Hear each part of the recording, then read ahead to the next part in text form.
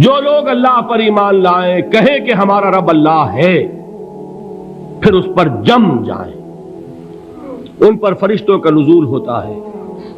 نہ کوئی غم کرو نہ خوف، خوشیاں مناؤ جنت کی جس کا تم سے وعدہ کیا گیا تھا۔ اللہ کی ربوبیت پر اطمینان جب انسان کو ہو جاتا، میرا رب اللہ ہے، ربی اللہ، انسان کے لیے نہ کوئی کھٹکا، نہ کوئی خطرہ، نہ کوئی خوف، نہ کوئی حزن۔ جو کچھ ہو رہا ہے کس کے اذن سے ہو رہا ہے؟ اللہ کے اذن سے۔ اللہ کے اذن کے بغیر پتہ تک نہیں ہلتا۔ یہ کوئی اندھا بہرا مادہ نہیں ہے جس سے مجھے کوئی خوف ہو۔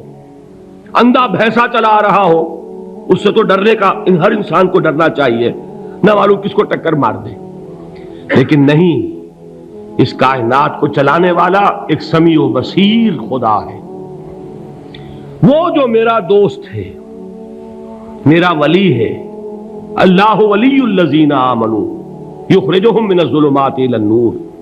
اللہ اہل ایمان کا ولی ہے، ساتھی ہے، پشت پناہ ہے، مددگار ہے، حمایتی ہے۔ بتائیے جسے یقین ہو جائے کہ اللہ میرا مددگار، اللہ میرا محافظ، اللہ میرا پشت پناہ، اللہ میرا حمایتی، اس کے لیے کوئی خوف ہوگا؟ اس سے کوئی ڈر ہوگا؟ میں مثال دیا کرتا ہوں ایک بہت سادہ، پنجاب کے دیہات کی۔ تو بڑا چودھری ہے اور کوئی غریب کسان ہے۔ اس غریب کسان کے جانوروں کو ہر وقت اندیشہ ہوگا چوری کا، کوئی میری بھینس کھول کر نہ لے جائے، کوئی میرا بیل کھول کر نہ لے جائے۔ لیکن جس کے بارے میں یہ سب کو معلوم ہو کہ وہ جو بڑا چودھری ہے وہ اس کا دوست ہے، اس کی بچیا کو کوئی خوف ہوگا؟ اس کی بھینس پر کوئی ہاتھ ڈالے گا؟ اسے کوئی اندیشہ ہوگا؟ نہیں۔ کیوں؟ کہ وہ بڑا چودھری، بڑا اس کا یہاں کا سردار، جاگیردار، سب کو معلوم ہے وہ میرا دوست ہے، کوئی میرے خلاف اقدام نہیں کر سکتا۔ اس دنیا میں یہ چھوٹی سی بات اگر آپ کے دلی اطمینان اور سکون کا باعث بن سکتی ہے تو ذرا تصور کیجئے۔ میں لفظ تصور استعمال کروں گا صرف اس لیے کہ اس کا ہم جس کو کہتے ہیں ادراک اور شعور کر نہیں سکتے، اگر کے ساتھ کر سکتے۔ اگر یقین ہو کہ اللہ میرا مددگار اور یقین ہو کہ اللہ ہر آن میرے ساتھ ہے، پھر کوئی خوف؟ کس کا خوف؟ کوئی شے اللہ سے بالاتر ہے؟ کوئی قوت اس سے زیادہ طاقتور ہے؟ کوئی اس کے ارادے کو بدلنے والا ہے؟ کوئی اس کی مشیت کے آڑے آنے والا ہے؟ یہی بات ہے جو حضور نے فرمائی۔ یہ ایمان کا حاصل ہے لب لباب، کہ دیکھو اچھی طرح اس بات کو ذہن نشین کر لو، اگر تمام انسان مل کر تمہیں کوئی نقصان پہنچانا چاہے نہیں پہنچا سکتے، مگر جو کچھ اللہ نے لکھ دیا ہو، اور تمام انسان مل کر تمہیں کوئی نفع پہنچانا چاہیں نہیں پہنچا سکتے، مگر وہ شے جو اللہ نے طے کر دی ہو۔ آپ پھر میں کہوں گا ذرا طاری کیجئے، اسے فرض کیجئے، اسے سوچئے۔ اگر اس حدیث پر ہمارا دل ٹھکا ہوا ہو تو کسی سے ڈر ہوگا؟ یہ مجھے نقصان نہ پہنچا دے، یہ میری رپورٹ خراب نہ کر دے، یہ میری انکریمنٹ نہ رکوا دے، یہ میرا یہ نہ بگاڑ دے، یہ میرا یہ نقصان نہ پہنچا دے۔ اس کا ڈر، اس کا ڈر، اس کا خوف، اس کی خوشامد، اس کے لیے جا کر طرح طرح سے اپنی عزت نفس کو ذلیل کروانا اس کے سامنے، یہ سب کچھ کیوں کرتا ہے انسان؟ جب سمجھتا ہے کہ اس کے ہاتھ میں میرا کوئی نفع ہے، اس کے ہاتھ میں میرے لیے کوئی ضرر ہے، یہ مجھے کوئی گزند پہنچا سکتا ہے، یہ مجھے کوئی نقصان پہنچا سکتا ہے، یہ میرا کوئی کام بنا سکتا ہے، یہ میری کوئی ضرورت پوری کر سکتا ہے، اسی کا نام شرک ہے۔ جہاں آپ نے یہ سمجھا کہ غیر اللہ کے اندر کوئی طاقت موجود ہے، وہی شرک ہے۔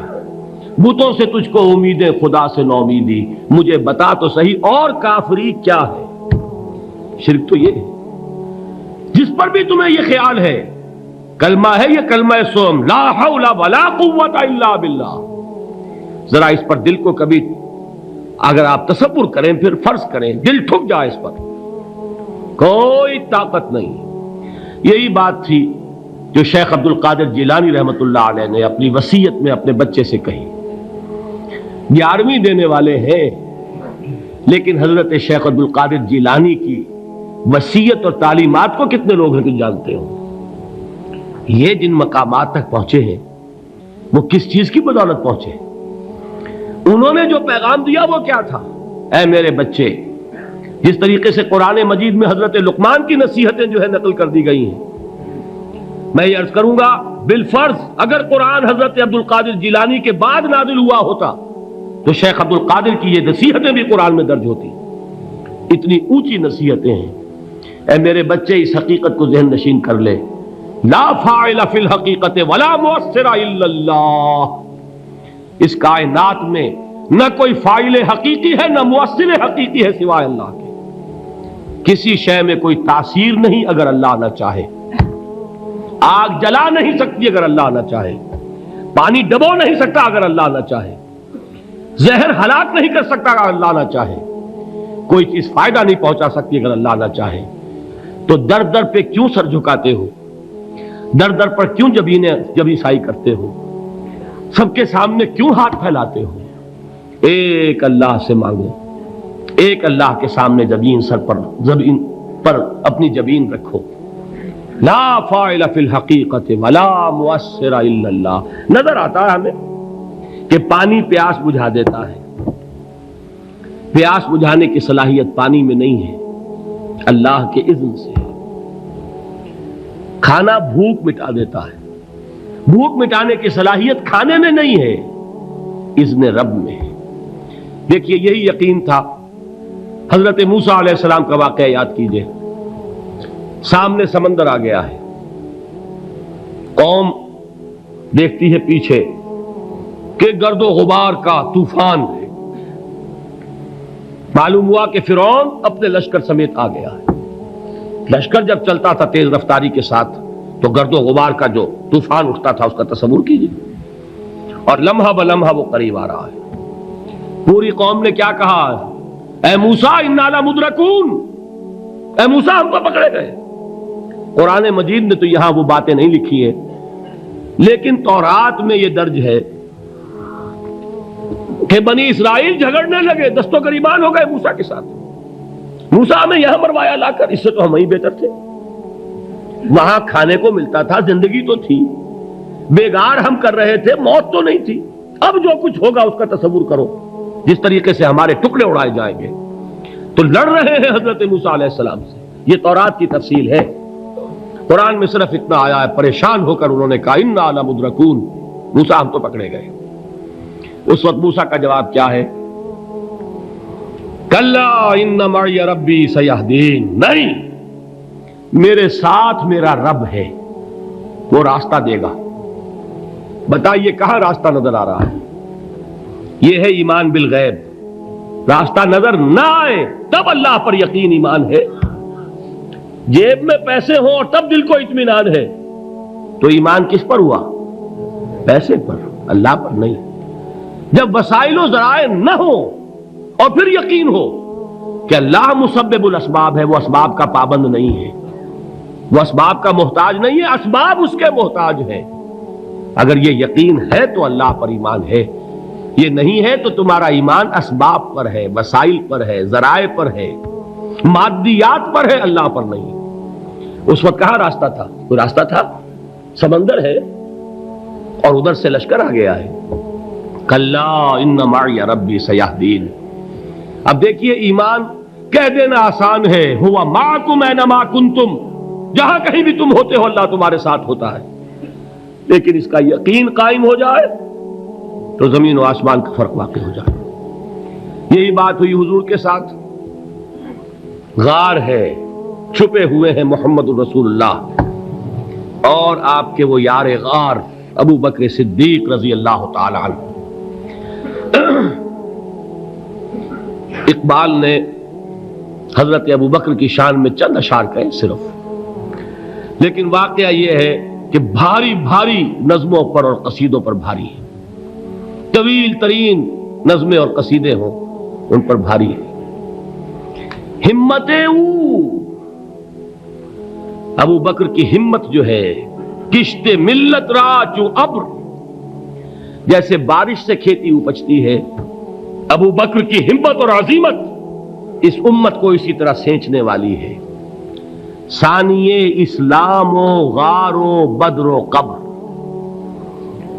وہ دوسرے تھے اسلام میں، دوسرے پہلے کون تھے؟ انا اول المومنین، حضور فرماتے ہیں سب سے پہلا ایمان لانے والا میں، دوسرے ابو بکر۔ ویسے ہمارے ہاں یہ چلتا ہے اختلاف، حضرت علی پہلے ہیں کہ حضرت ابو بکر پہلے ہیں، لیکن اس میں بڑی خوبصورت تطبیق قائم کی ہے علماء نے، اور بہت صحیح ہے۔ چار کے بارے میں فیصلہ ہی مت کرو کہ کون پہلے ہے، ان کی ایک عجیب تقسیم کر دی ہے۔ آزاد مردوں میں، بالغ مردوں میں سب سے پہلے ابو بکر، بچوں میں سب سے پہلے علی، خواتین میں سب سے پہلے خدیجہ، اور غلاموں میں سب سے پہلے زید ابن حارثہ۔ بڑی پیاری تقسیم ہے، یہ چاروں ہی پہلے ہیں، ہر ایک کے لیے اولیت ہے۔ اور واقعہ یہ ہے کہ اگر زمانی اعتبار سے تعین ہوگا تو پہلے خدیجۃ الکبریٰ آئیں گی رضی اللہ تعالی عنہ، کسی اور سے بات کرنے کی نوبت بعد میں آ سکتی ہے، پہلے تو اہلیہ محترمہ سے بات ہوئی، آتے ہی پہلی وحی ہوئی ہے، ابھی تبلیغ کا حکم نہیں تھا، کس کو بتایا واقعہ؟ ابھی اپنی نبوت کی تبلیغ کا تو حکم ہی نہیں آیا، واقعہ کس کا ہے؟ وہ خدیجہ کا ہے۔ جب کہا ہے کہ خشیت علی نفسی، مجھے اپنی جان کا اندیشہ ہے، تو کیا جواب دیا خدیجہ نے رضی اللہ تعالی عنہا؟ وہ صدیقۃ الکبریٰ ہے، صدیقات جو ہے خواتین ان میں چوٹی پر خدیجۃ الکبریٰ ہے رضی اللہ تعالی عنہا، اور صدیق جو مرد ہیں ان میں صدیق اکبر ہے ابو بکر صدیق رضی اللہ تعالی عنہ، لیکن صدیقات میں چوٹی پر۔ جب حضور نے فرمایا خشیت علی نفسی، کیا فرمایا؟ کیا عرض کیا؟ کیسے تسلی دی؟ نہیں نہیں، اللہ آپ کو ضائع نہیں کرے گا، آپ غریبوں کے ہمدرد ہیں، آپ مساکین کے تکالیف رفع کرنے والے ہیں، آپ بیواؤں کی سرپرستی کرتے ہیں، آپ مسافروں کی خدمت کرتے ہیں، اللہ آپ کو ضائع نہیں کرے گا۔ یہ یقین ہے اس خاتون کے اندر۔ خیر وہ ایک علیحدہ بات ہو جائے گی۔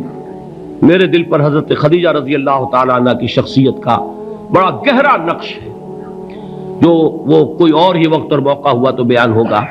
بہرحال اقبال نے ایک مصرے میں جو چار اولیتیں جمع کر دی ہیں، ہمت او کشت امت را چو ابر، ثانی اسلام و غار و بدر و قبر۔ اسلام میں حضور کے بعد پہلے کون؟ ابو بکر۔ غار میں حضور کے ساتھ کون؟ ابو بکر۔ بدر کی رات اللہ کا رسول سربسجود وہ جھاڑ، وہ گھاس پھوس کی جو جھوپڑی بنائی گئی تھی، اور وہاں تلوار ننگی لے کر پہرا دینے والا کون؟ ابو بکر۔ اور اس حجرہ عائشہ میں محمد کے بعد سب سے پہلے دفن ہونے والا کون؟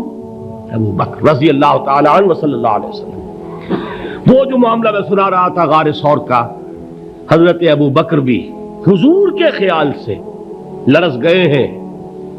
آپ کو یاد ہوگا کہ جا کر پہلے تمام جتنے سوراخ تھے انہیں بند کیا ہے، ایک سوراخ رہ گیا تھا جس کو بند کرنے کے لیے کوئی کپڑا نہیں تھا، وہاں اپنی ایڑی رکھی ہے، تب کہا ہے حضور سے تشریف لائیے، اور اپنے زانو پر حضور کو لٹایا ہے، اور وہاں کسی موذی جانور نے کاٹا ہے، حضور کی آنکھ لگ گئی تھی، اس وقت اس بل کے اندر جو بھی بچھو ہے کیا ہے واللہ عالم، اس نے کاٹا ہے، اس کی تکلیف کی وجہ سے ابو بکر کی آنکھوں سے آنسو ٹپک گئے، حضور کے چہرے مبارک پر پڑے ہیں، تو حضور جاگے ہیں، معاملہ کیا ہے؟